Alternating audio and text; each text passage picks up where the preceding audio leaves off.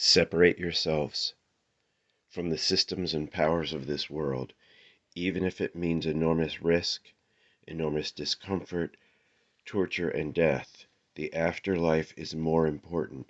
Separate yourself from the systems and powers of this world.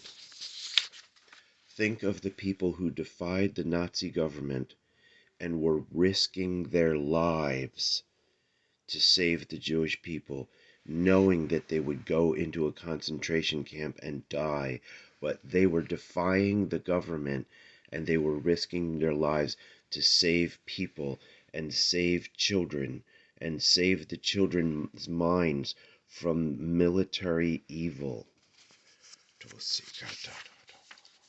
You must feel willing to die in a concentration camp. You must feel willing to be beheaded or gassed or exterminated or executed. You must feel willing to die as you are separating yourself from the systems and the powers of this world. There is an enormous spirit of loving kindness who is close and caring for every person. But beware, the Christianity around you has been used to drive people away. There is an enormous spirit of loving kindness everywhere that is caring and close to every person. That spirit of loving kindness is present everywhere. The Christianity around you has been used to drive people away from the spirit of loving kindness and the principles of safety for your afterlife. The Christianity around you has been teaching disobedience to the principles of safety. The Christianity around you holds truth about the spirit of loving kindness. The Christianity around you holds good and excellent truths, but it is also being used to drive people away. It entices people into the spirit of loving kindness, and then it teaches them disobedience to the principles of safety. This is why you feel uncomfortable with Christianity.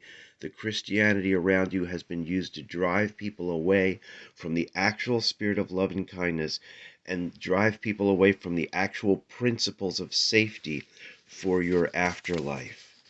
This is a warning. You must understand that you must be prepared to separate yourself from the systems and powers of this world, because this world is ending and the afterlife is more important. That's your first principle. When you understand that and the fact that this world is set against life, there are deadly forces in this world. This world is not basically good. It is laced with tricky things. The spirit of loving kindness is calling you into a safe afterlife. Planning for your afterlife is a part of this life. You must be willing to separate yourself from the systems and the powers of this world. The next talk will be on usury, the fact that people like to get interest when they loan their money, and that is a source of greed. That is an enormous part of the world powers and gaining power. The power over money and currency can control people.